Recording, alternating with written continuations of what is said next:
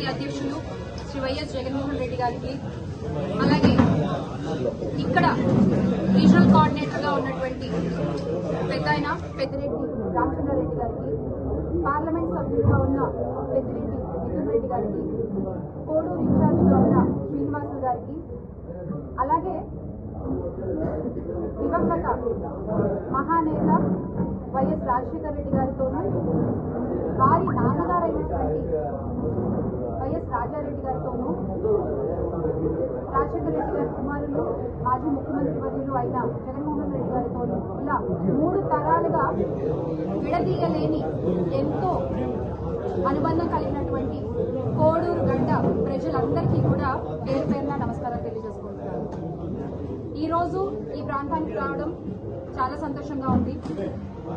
అయితే ఇక్కడికి వచ్చిన తర్వాత ఇక్కడున్న సమస్యల గురించి కూడా కొంచెం మాట్లాడాలి కాబట్టి ఖచ్చితంగా మనం ఒక క్లోజ్డ్ రూమ్ లో జరిగిన డిస్కషన్స్ లో ఓపెన్ గా ఒక రాష్ట్ర భవిష్యత్తుని, ఒక రాష్ట్రాన్ని తాకట్టు పెట్టేసిన ఒక కథ గురించి వాళ్ళు మాట్లాడుకుంటున్నారు ఈ ప్రెస్ మీట్. మీకు గుర్తుంటే కనుక 2024లో మనం ఒక కథ చెప్పుకున్నాం. ఒక ముసలి తోడేలు ఓపిక లేక ఒక గుంటనక్క సహాయం కోరి ఒక కుందేల్ని ఆహారంగా తీసుకురమ్మంటే ఆ గుంటనక్క వెళ్ళి ఆ కుందేలుకి ఎలా మాయ మాటలు చెప్పి ఆ సింహానికి ఆహారంగా మార్చిందో కథ చెప్తున్నాం కదా మనం. ఇప్పుడు ఆ కథ ఎందుకు చెప్తున్నాను అంటే, స్టిల్ ఈ రోజుకి ఇప్పటికీ అమాయకమైన ఆ కుందేలు ఆ సింహం వలలో చిక్కుకుని బిలబిలలాడుతూనే ఉంది. ఇక్కడ ఆ అమాయకమైన కుందేలు ఆంధ్ర రాష్ట్ర ప్రజలు. 1 కాదు 2 కాదు, ప్రతిసారి ఈ కూటమి ప్రభుత్వంలో రాష్ట్ర ప్రజలకి అన్యాయం జరుగుతూనే ఉంది. ముఖ్యంగా రాయలసీమ ప్రాంతం గురించి మాట్లాడుకుంటే కనుక, మరి బాబు గారు ఆయనకి జన్మనిచ్చినటువంటి రాయలసీమ ప్రాంతంపై ఎందుకంత ద్వేషాన్ని పెంచుకున్నారో మనకి తెలియదు. కానీ ఈ రోజున ఈ ప్రాంతానికి ఒక జీవధార, ఒక ప్రాణధారగా ఉండేటువంటి రాయలసీమ లిఫ్ట్ ఇరిగేషన్ ప్రాజెక్ట్ ని ఆపడానికి అన్ని విధాల ఆయన శక్తి వంచన లేకుండా ప్రయత్నిస్తున్నారు. మనం ఇప్పుడు అసలు కథలోకి వెళ్దాం. అంటే శ్రీశైలం నుంచి రాయలసీమకు, నెల్లూరు జిల్లాలకు, చెన్నైకి తాగునీటి అవసరాలకు నీళ్లు తీసుకునేందుకు ఏర్పాటు చేసినటువంటి పోతిరెడ్డిపాడు హెడ్ రెగ్యులేటర్ 881 అడుగుల ఎత్తులో ఏర్పాటు చేశారు. నేను ఇది ప్రజలందరికీ అర్థమయ్యే విధంగా చెప్పే ప్రయత్నం చేస్తున్నాను. ఎందుకంటే చాలా మందికి అసలు ఏంటి ఈ లిఫ్ట్ ఇరిగేషన్ ప్రాజెక్ట్ అనే దాని గురించి పెద్దగా అవగాహన లేదు. అందుకే నా ఈ ప్రయత్నం. ఇక్కడ 881 అడుగులతో ఏర్పాటు చేసినటువంటి పోతిరెడ్డిపాడు 800 కన్నా ఎక్కువ ఎత్తులో నీరు ఉంటేనే పోతిరెడ్డిపాడు నుంచి మనం పూర్తి స్థాయిలో నీళ్లు తీసుకోగలం. ఉన్నది 881 అడుగులు. 880 కంటే ఎక్కువ ఉంటేనే మనం పూర్తి స్థాయి నీళ్లు తీసుకోగలం. ప్రస్తుతం ఉన్న డిజైన్ ఎలా ఉంది? 44,000 క్యూసెక్కుల నీటిని తీసుకోవడానికి మాత్రమే వీలుంటుంది. 854 అడుగులు ఎత్తుంటే 7,000 క్యూసెక్కులు తీసుకోవచ్చు. 841 అడుగులు ఉంటే కేవలం 2,000 క్యూసెక్కులు మాత్రమే నీళ్లు తీసుకునే వీలుంటుంది. పోతిరెడ్డిపాడు నుంచి దాదాపుగా మనం 101 టీఎంసీల నీళ్లను తీసుకోగలిగేటువంటి సామర్థ్యం ఉన్నా కూడా 2004 నుంచి దాదాపు 2 దశాబ్దాల కాలానికి పైగా ఏనాడు కూడా మనం పూర్తిగా దాన్ని వినియోగించుకోలేదు. కేవలం 2 సంవత్సరాలు మాత్రమే అధికంగా, అక్కడ కూడా పూర్తిగా కాదు, అధికంగా నీటిని తీసుకోగలిగాం పోతిరెడ్డిపాడు నుంచి. అది కూడా 19-20 సంవత్సరాలు జగన్మోహన్ రెడ్డి గారు ముఖ్యమంత్రిగా ఉన్నప్పుడు. అలాగే మిగిలిన సంవత్సరాల్లో మనం సరిగ్గా నీళ్లు తీసుకోలేకపోవడం వల్ల పోతిరెడ్డిపాడు నుంచి మనం విపరీతమైన సంక్షోభాన్ని ఎదుర్కోవాల్సి వచ్చింది, విపరీతమైన కరువును ఎదుర్కోవాల్సి వచ్చింది. రాష్ట్రానికి సంబంధించిన పరిస్థితులు ఇలా ఉంటే ఏదో క్లోజ్డ్ రూమ్ లో అభ్యర్థన చేయగానే చాలా ఓపెన్ గా ఈయన రాష్ట్రాన్ని తాకట్టు పెట్టేశారు. గౌరవ ఇప్పటి ముఖ్యమంత్రి వర్యులు నారా చంద్రబాబు నాయుడు ఈ విషయాన్ని ఏ రోజైతే గౌరవ తెలంగాణ రాష్ట్ర ముఖ్యమంత్రి ఉన్నటువంటి రేవంత్ రెడ్డి గారు నిండు సభలో చెప్పారో, అన్యమనస్కంగానే ఆయన కూడా చెప్పారు, ఎప్పుడైతే చెప్పారో అది ఒకవేళ నిజం కాకపోతే ఈ రోజు వరకు కూడా చంద్రబాబు నాయుడు గారు దాని గురించి ఎందుకు మాట్లాడలేదు? ఎందుకు ఆయన చేసినటువంటి రేవంత్ రెడ్డి గారు చేసినటువంటి వ్యాఖ్యల్ని ఆయన ఖండించలేదు? అంటే మీరు ఒప్పుకుంటున్నారు, ఎస్ నేను రాష్ట్రాన్ని తాకట్టు పెట్టేశాను అని మీరు ఒప్పుకుంటున్నారు, అంతే కదా? అంటే ఇప్పుడు ప్రధాన కారణం ఏమిటి అంటే, మీకేమో మీ కారణాలు ఉండొచ్చు, మీ కేసులు అవ్వచ్చు, ఏమైనా అవ్వచ్చు, అప్పుడు మీరు కామ్గా ఉండడానికి, ఇప్పుడు మీరు కామ్గా ఉండడానికి మీకు రకరకాల కారణాలు ఉండవచ్చు. కానీ ఇక్కడ నష్టపోయేది మాత్రం రాయలసీమ ప్రజలు, నెల్లూరు జిల్లా ప్రజలు. ఎందుకంటే వెనుకబడిన ప్రాంతాలకు మీకు తెలీదా చంద్రబాబు నాయుడు గారు? ఇక్కడ అతి తక్కువ వర్షపాతం ఉంటుందని మీకు తెలీదా చంద్రబాబు నాయుడు గారు? మీరు పుట్టిన పెరిగినటువంటి నేల ఇది. అలాంటి నేలకి మీరు తీవ్ర ద్రోహం చేస్తారా ఈ రోజున? ఈ రోజున తెలుగుదేశం పార్టీ, అది కూటమి పార్టీలో ఉన్నటువంటి ఈ ప్రాంతాల్లో ఉన్నటువంటి ప్రజాప్రతినిధులందరూ కూడా రాజీనామాలు చేయాలి, రాజీనామాలు చేయాలి. మీకు ఆ నైతిక హక్కు లేదు. మీరు ప్రజల గురించి ఏం ఆలోచించారు?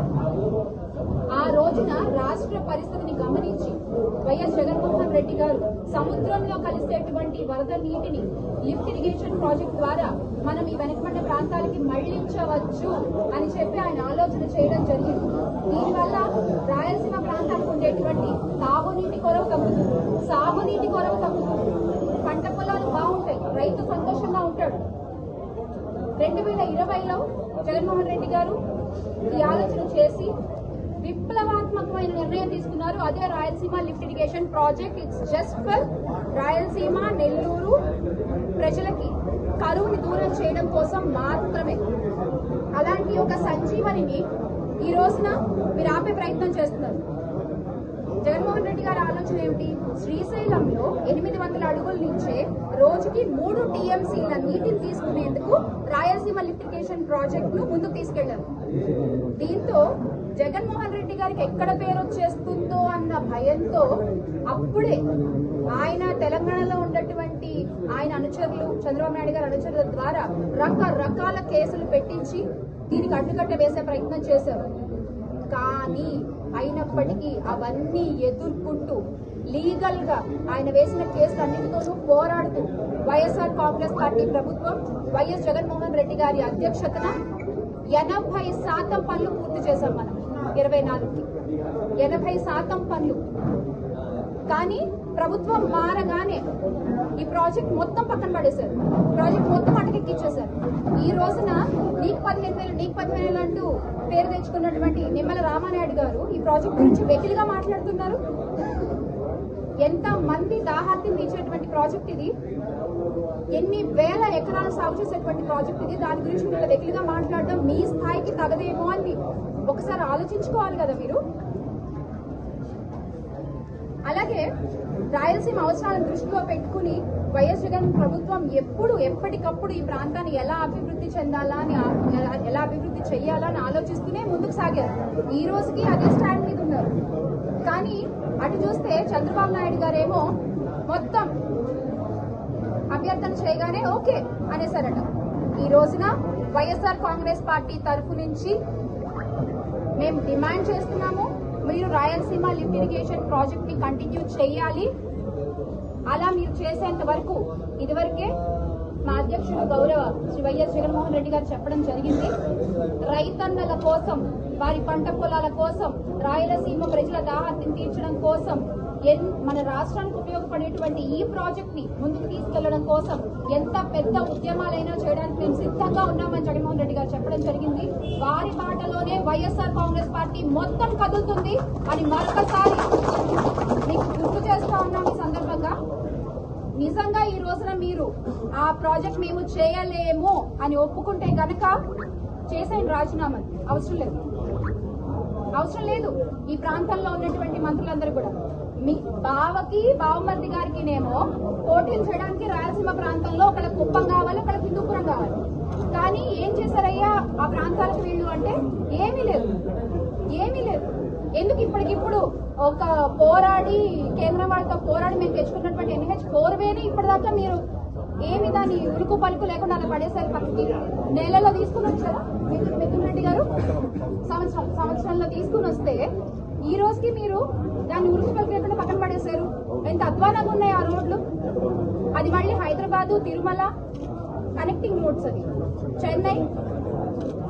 ఇలా ఉంది మీ పాలన ఈ రోజున. నిజంగా ఇప్పుడిప్పుడే ప్రజలందరికీ కూడా మీ అసలు స్వరూపం అర్థమవుతోంది. మీరు ఎక్కడికి వెళ్ళి ఆ పరిశ్రమలు తెచ్చాం ఈ పరిశ్రమలు తెచ్చామని ఎంత మీ ఎల్లో మీడియా జాకీలు పెట్టి అబద్దాలు ప్రచారం చేసినా కూడా ప్రజలు కళ్ళు తెరుచుకుని టీవీలో న్యూస్ నుంచి బయటకు వచ్చి అసలు న్యూస్ చూడడం మొదలు పెట్టారు. వాళ్ళ కళ్ళతో వాళ్ళు చూడడం మొదలు పెట్టారు. రాయలసీమ ప్రజలు కళ్ళు తెరుస్తున్నారు. అలాగే ఉత్తరాంధ్ర ప్రజలకు కూడా ఇప్పుడిప్పుడే మీకు అర్థమవుతోంది వాళ్ళకి ఏంటి వీళ్ళు చేస్తున్న పాలన ఏంటి, వీళ్ళు ఇచ్చిన వాగ్దానాలు ఏంటి, చెప్పిన మాటలు ఏంటి అని చెప్పి. అలాగే అతి ఘోరంగా రాష్ట్ర ప్రజలంతా ఒక్కటై మీకు సరైన సమాధానం చెప్పే రోజు అతి త్వరలోనే ఉంది. అసలు నెల్లూరులో కూడా అసలు వెళ్తుంటే అధికారులు వెళ్తుంటే ప్రాజెక్ట్ చూడడానికి మీరు ఆపేస్తారు. ఎందుకంటే మీ గుట్టు బయటపడుతుందన్న భయం. ఎక్కడికక్కడ అడ్డగించేస్తే ఆగిపోతారన్న ఒక ఆలోచన. ఎంత అడ్డగిస్తే అంత ముందుకు కదులుతాము. ఒకళ్ళని ఆపితే 100 మంది వస్తాం, 100 మందిని ఆపితే 1000 మంది వస్తాం, 1000 మందిని ఆపితే 1,00,000 మంది వచ్చి మిమ్మల్ని ప్రశ్నిస్తాం. మీలాగా ప్రశ్నిస్తామని చెప్పి పక్కన కూర్చునే రకాల వైఎస్ఆర్ కాంగ్రెస్ పార్టీ కార్యకర్తలు కాదు, నాయకులు కాదు. దయచేసి ఈ విషయం గుర్తుపెట్టుకోవాలి. Make Andhra great again with Jagananna. జోహార్ వైఎస్ఆర్.